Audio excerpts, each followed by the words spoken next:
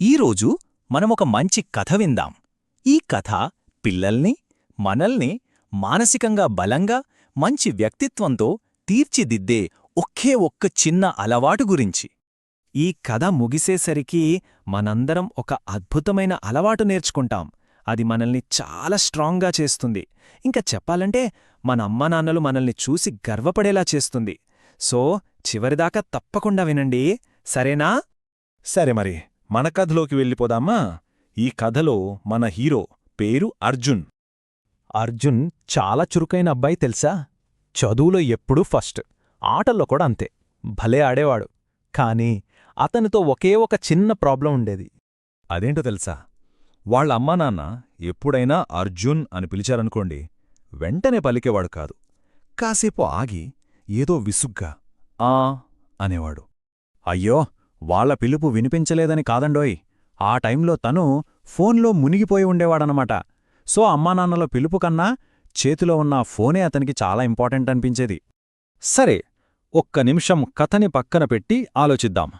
ఎవరైనా మనల్ని పిలిచినప్పుడు మనం వెంటనే స్పందించకపోతే దానికి కారణమేమై ఉంటుంది? 2 కారణాలుండొచ్చు. ఒకటి, మనం నిజంగానే ఏదైనా ముఖ్యమైన పనులో, అంటే చదువుకోవడమో, హోంవర్క్ చేయడమో లాంటివి చేస్తూ ఉండొచ్చు. లేదా రెండవది, పిలుస్తున్న వాళ్లని కావాలనే పట్టించుకోకుండా ఉండటానికి ట్రై చేస్తున్నామా? ఈ రెండిట్లో ఏది కరెక్ట్? ఆలోచించండి. ఇలా జరుగుతుండగా ఒకరోజు అర్జున్ వాళ్ల నాన్న ఎప్పటిలా అరవలేదు, కోప్పడలేదు. ఈసారి ఆయన చాలా చాలా సైలెంట్గా ఉన్నారు. ఒక్క మాట కూడా అనలేదు. ఆయన సింపుల్గా అర్జున్ను పిలవడం మానేశారు, అంతే. ఇంట్లో అంతా నిశ్శబ్దు. రాత్రి భోజనం టైమయింది. డైనింగ్ టేబుల్ మీద అంతా రెడీగా ఉంది. వాళ్ళ నాన్నగారు ఎప్పటిలాగా అర్జున్, రా భోజనం చేద్దాం అని పిలవకుండా మౌనంగా కూర్చుని వెయిట్ చేస్తున్నారు. కొంచెం సేపటికి అర్జున్కే ఆకలేసి ఫోన్ పక్కన పెట్టి చూశాడు. ఇంట్లో అంతా సైలెంట్గా ఉంది. ఎవరూ తనని భోజనానికి పిలవలేదు. అప్పుడతనికి చాలా కొత్తగా, కొంచెం కంగారుగా కూడా అనిపించింది. ఆ నిశ్శబ్దమే అర్జున్ను ఆలోచనలో పడేసింది. ఏంటిది? ఎందుకు నాన్న నన్ను పిలవలేదు? రోజూ పిలుస్తారు కదా అని తనలో తానే ఆలోచించడం మొదలుపెట్టాడు. అప్పుడే అతనికి ఒక విషయం క్లియర్గా అర్థమైంది. అమ్మా నాన్నలు మనల్ని పిలవడం ఆపేశారంటే వాళ్ళకి మనమీద ప్రేమ లేదనో, కేర్ లేదనో అస్సలు కాదు.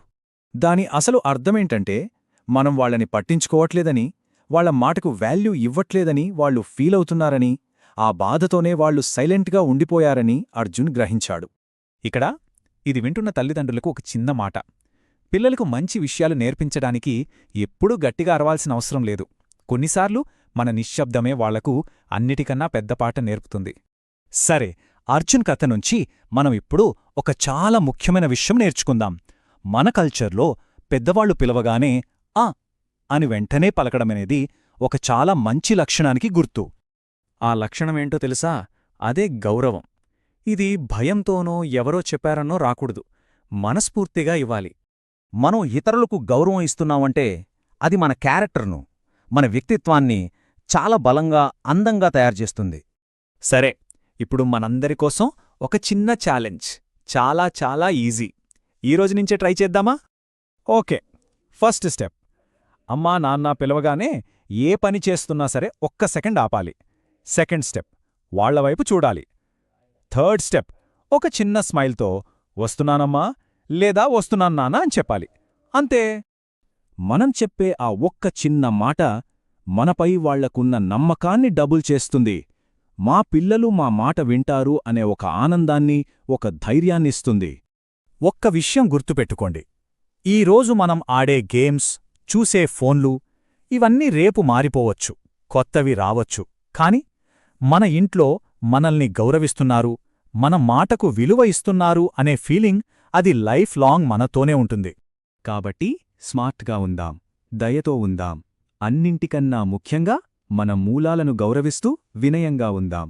ఇదే మనల్ని నిజమైన స్ట్రాంగ్ పీపుల్గా చేస్తుంది.